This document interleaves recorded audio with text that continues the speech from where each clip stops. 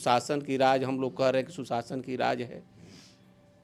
यह तो पूरी तरह राक्षस की राज है। जिस तरीके से अभी सूचना मिला कि पैर में गोली मार करके और उनके शरीर पर गाड़ी चढ़ा करके हत्या हुआ, ये तो हम लोग फिल्मों में देखा करते थे, लेकिन अभी हम लोगों ने हकीकत सुनने का काम किया। और दुलाचल यादव की हत्या पूरे मोकामा बाढ़ का ही क्षति नहीं है, पूरे बिहार के लिए क्षति हुआ है। मेरा प्रयास रहेगा कि हम लोग यहाँ पर भी लड़ाई लड़ेंगे, पाटना में भी लड़ाई लड़ेंगे और अपने क्षेत्र में भी लड़ाई लड़ेंगे कि तत्काल जो दुलारचंद यादव के हत्यारा है उनकी तत्काल गिरफ्तारी हो। मैं मांग करता हूँ, यहाँ की प्रशासन से मांग करता हूँ कि जो भी हत्यारा है, जिन परिवार के लोगों ने नाम दिया है, तत्काल उनकी गिरफ्तारी हो और स्पीडी ट्रायल चला करके सज़ा दिलवाया जाए। हत्यारा अपराधी को भी टिकट देने का काम किया, हत्यारा अपराधी के पुत्र को टिकट देने का काम किया। कैसे आप दूसरे पर कीजिएगा, इलेक्शन लगाइएगा? आप पहले तो पाक साफ बनिए। नमस्कार, स्वागत है आपका द पंचायत में और मैं हूं आदित्य कुमार। इस वक्त हम लोग मौजूद हैं बाढ़ में आप जानते हैं दुलारचंद यादव का घर है। कल दुलारचंद यादव की हत्या हो गई तारतर में, मोकामा में। और हमारे साथ बातचीत करने के लिए जगदीशपुर के पूर्व विधायक दिनेश कुमार सिंह जी हैं।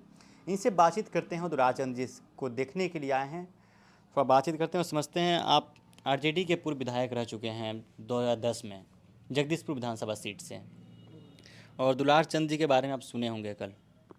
नहीं, बहुत दुखद घटना है। दुलारचंद यादव जी हम लोग के बहुत ही प्रिय आदमी थे जी। बहुत बार इनके घर पर मैं आया हूँ और मैं समझता हूँ कि मोकामा बाढ़ का यह एक रत्नों में से एक थे और राजद के मजबूत स्तंभ थे। लालू जी के बहुत प्रिय थे और इनका हमेशा राजद परिवार का ये चाहते रहे थे। अभी भी हम कल भी इंटरव्यू सुन रहे थे, वो कह रहे थे कि 300% तेजस्वी जी मुख्यमंत्री बनेंगे। इनकी चाहत भी थी कि तेजस्वी जी मुख्यमंत्री बने, लेकिन जिस तरीके से हत्या हुआ यह बहुत ही दुखद है और जितना भी निंदा किया जाए वह कम होगा। और जिस तरीके से अभी सूचना मिला कि पैर में गोली मार करके और उनके शरीर पर गाड़ी चढ़ा करके हत्या हुआ, ये तो हम लोग फिल्मों में देखा करते थे, लेकिन अभी हम लोगों ने हकीकत सुनने का काम किया। और इसके बाद भी यह सुशासन की राज हम लोग कह रहे हैं कि सुशासन की राज है। यह तो पूरी तरह राक्षस की राज है और अभी तक जो भी परिवार के लोगों ने अभी एफआईआर किया है, आपकी गिरफ्तारी नहीं होना, यह दुखद है। इसलिए मैं सरकार से, माननीय मुख्यमंत्री महोदय से मैं मांग करता हूं, यहाँ की प्रशासन से मांग करता हूं कि जो भी हत्यारा है, जिन परिवार के लोगों ने नाम दिया है, तत्काल उनकी गिरफ्तारी हो और स्पीडी ट्रायल चला करके सज़ा दिलवाया जाए। क्योंकि यह दुलारचंद यादव की हत्या नहीं है, यह राजद के मजबूत स्तंभ की हत्या है।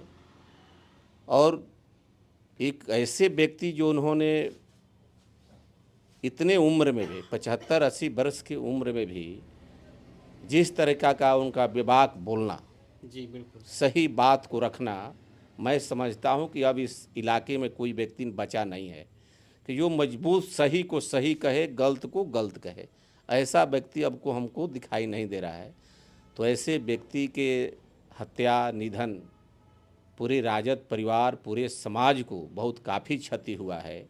यह हमेशा दलित पिछड़ा के रखवाले थे, उनके आगे बढ़ाने का काम करते थे, उनके पक्ष में हमेशा ये इन्होंने लड़ाई लड़ने का काम किया। और दुलाचल यादव की हत्या पूरे मोकामा बाढ़ का ही क्षति नहीं है, पूरे बिहार के लिए क्षति हुआ है। इसलिए मैं उनके पीड़ित परिवार से मिलने के लिए आया हूँ, उनको मैं श्रद्धांजलि दूंगा और मेरा प्रयास रहेगा कि हम लोग यहाँ पर भी लड़ाई लड़ेंगे, पाटना में भी लड़ाई लड़ेंगे और अपने क्षेत्र में भी लड़ाई लड़ेंगे कि तत्काल जो दुलारचंद यादव के हत्यारा है उनकी तत्काल गिरफ्तारी हो। जब हम पिछले बार दुलारचंद यादव जी से बातचीत कर रहे थे तो उनका कहना था कि इस बार बाढ़ से हम लल्लू मुखिया को विधायक बनाएंगे और मोकामा से अपने भतीजा पीयूष प्रियदर्शी को विधायक बनाएंगे। पीयूष प्रियदर्शी को अपना भतीजा मानते थे वो, मतलब दुलारचंद जी। और कल जिस तरीके से मतलब हत्या हो गई उनकी, क्या अनंत सिंह डर गए हैं क्या? ऐसा आरोप अनंत सिंह पे जा रहा है। हमने तो देखा, हम तो पीयूष प्रियदर्शी के बारे में बहुत कुछ हम नहीं जानते थे, लेकिन कल से जब घटना घटी है हमने कई यूट्यूब पर हमने देखा कि पीयूष प्रियदर्शी जो थे बहुत इलाके में पॉपुलर थे। हमने देखा कि कई वीडियो उनका देखा, बहुत काफ़ी भीड़ भाड़ टाल के इलाके में उनका बहुत काफ़ी लोग चाह रहा था, गरीब गुरबा, कि पीयूष प्रियदर्शी बने अब की बार इस विधायक बने। धानुक समाज से आते हैं। हाँ, पूरे धानुक समाज का उनका समर्थन था। पूरे जो आरजेडी का जो समर्थक था वो पूरे प्रियदर्शी के साथ था। और दुलारचंद जी चाह रहे थे कि मैंने इनको राजद से टिकट मिले, नहीं मिला तो उन्होंने राजद के साथ ही मैंने उनका मैंने वो भले जन सुराज उनको टिकट दे दिया, लेकिन ये पूरी ताकत था वो राजद का ही था। और मैं समझता हूँ कि इस बार वह जीत, भले दुलारचंद जी का जो सपना था वह नहीं देख पाए कि हम अपने रहते प्रियदर्शी को विधायक बनते देख लें, लेकिन मैं समझता हूं कि उनका शहादत और उनका सच्ची श्रद्धांजलि होगी कि जो दुलारचंद यादव जी जिस व्यक्ति को, जिस नौजवान को उन्होंने आगे बढ़ाने का काम किए, तो ये सभी समाज जो दुलारचंद यादव के चाहने वाले लोग हैं, मैं आपके इस चैनल से भी अपील करता हूं कि आप लोग जो अपने भतीजा को उन्होंने खड़ा करने का काम किया, उनको आप एक एक वोट कर करके आप उनको जिताने का काम करें। सच्ची श्रद्धांजलि होगी। जब पीयूष जब जीत कर जाएंगे तो निश्चित भले जन सुराज में हैं, लेकिन वह तेजस्वी जी को समर्थन करने का काम करेंगे, दुलारचंद यादव के उस समर्थन करें काम करें, और दुलारचंद यादव को न्याय भी मिलेगा और इनका सपना भी साकार होगा। पिछले बार तेजस्वी यादव वहाँ पे कलम बांट रहे थे मोकामा में, और उसी मोकामा में कलम की जगह अब गोलियां चलने लगी है। नीतीश कुमार, प्रधानमंत्री और गृह मंत्री, ये तीनों कहते हैं कि बिहार में सुशासन बाबू की सरकार है, अब जंगल राज नहीं मंगल राज है। और बार बार जनता के बीच में ये डर और भय दिखाया जा रहा है कि अगर इन लोगों की सत्ता आती है तो फिर से वापस महाजंगल राज बिहार में आ जाएगा। तो ये कौन सा भी राज है? देखिए, अब तो प्रधानमंत्री और गृह मंत्री जिस ये दोनों व्यक्ति ने जो पद का दुरुपयोग किया है, भले कोई दूसरा प्रधानमंत्री और गृह मंत्री किया होगा, यह प्रधानमंत्री और गृह मंत्री का धर्म कर्तव्य नहीं है कि जिला जिला वाइज हम कार्यक्रम करें।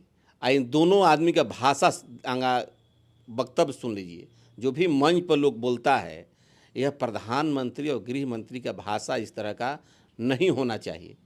मेरा यह व्यक्तिगत राय है कि इस जो आप गृह मंत्री हैं, देश के प्रधानमंत्री हैं, आप राज्य में एक दो जगह आप सभा कर देते, आपके एक सभा करने पर, प्रधानमंत्री के एक सभा करने पर 100 करोड़ रुपया खर्चा है। आप उसका आकलन कीजिए। एक सभा जहाँ पर प्रधानमंत्री का होगा वहाँ पर 100 करोड़ रुपया खर्चा होगा। आप समझिए कि कितना इनका सभा हुआ इस समय, इसके पहले भी कई सभा हुआ।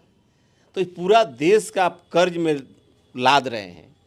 आपको अपना बात रखना चाहिए कि हमने 11 वर्ष में क्या किया और इसके बाद हम क्या करेंगे।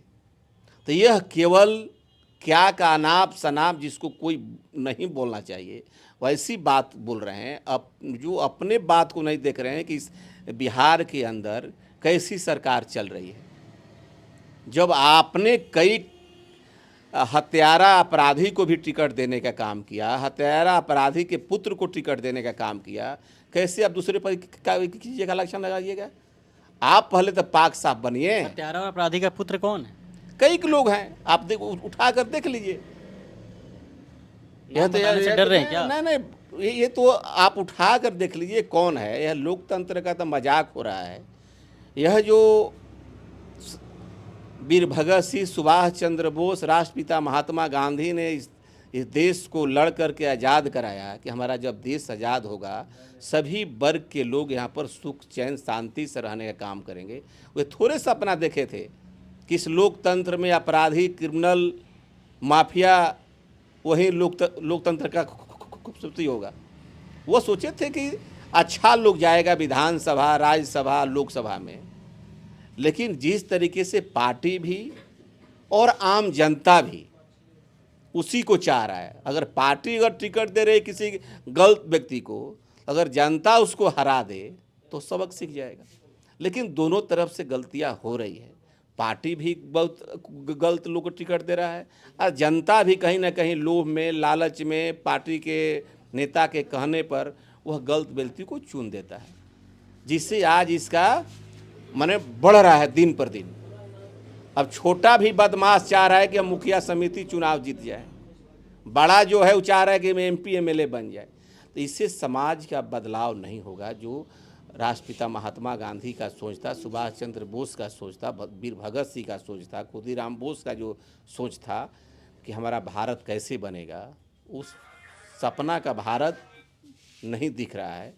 और आज तो अब लगता है कि केवल अब कुछ दिन के अंदर अच्छे सभ्य व्यक्ति अब राजनीति को या तो छोड़ देगा, घर बैठ जाएगा, और इसी तरीके के लोग जिसके बाद बहुत बड़ा पैसा हो, जो अपराधी हो, माफिया हो, वह वही लोग राजनीति करेगा।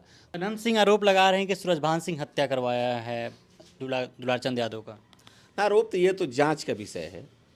जब उनके परिवार, अभी हमने देखा वीडियो, उनकी पत्नी है, उनका पोता है, चिल्ला चिल्ला कर बोल रहा है कि हत्यारा कौन है, कौन हत्या करने का काम किया है।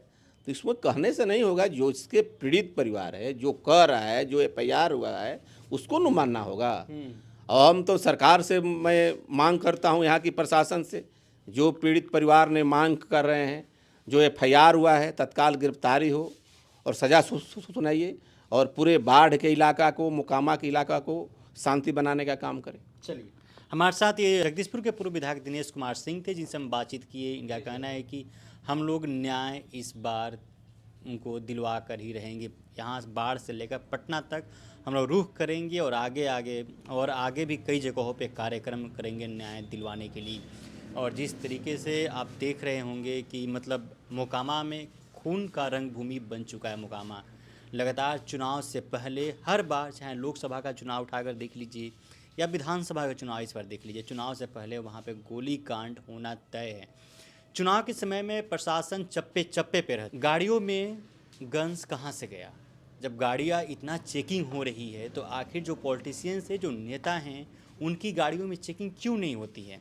उनकी गाड़ियों में गन कहाँ से आती है, ये सवाल है। और नीतीश कुमार के मुंह पे भी मारा गया एक जोरदार तमाचा है। जिस तरीके से मतलब एक रंगभूमि बन चुका है बिहार, खून का रंगभूमि बन चुका है। कल सिवान में एक ASI का हत्या हो गया, गला रेत कर हत्या हुआ ASI का। लगातार कांड हो रहा है, लेकिन प्रधानमंत्री, गृह मंत्री इन सभी मामलों पर अपना चुप्पी कभी नहीं तोड़ेंगे। इन सब मामलों का जिक्र कभी अपने मंचों से नहीं करेंगे। हम दावा करते हैं प्रधानमंत्री एक बार भी अगर इसका जिक्र कर दे तो बहुत बड़ी बात हो सकती है। लेकिन प्रधानमंत्री और गृह मंत्री कभी भी इन सभी घटनाओं का जिक्र अपने मंचों से नहीं करेंगे। लगातार जनता को डर दिखाएंगे, भय दिखाएंगे कि अगर राजद और कांग्रेस की सत्ता आती है तो बिहार में फिर से गुंडा राज, जंगल राज, महाजंगल राज आ जाएगा। लेकिन अभी जो सत्ता है, अभी जो सरकार है, इस सरकार में जो हत्याएं हो रही है, इस पर प्रधानमंत्री कभी भी एक शब्द बोलने वाले नहीं हैं। पता नहीं ये कौन सा राज है। चलिए, आपकी क्या प्रतिक्रिया है पूरी बातचीत को लेकर? आप अपनी प्रतिक्रिया हमें कमेंट बॉक्स में बता सकते हैं। बहुत बहुत शुक्रिया।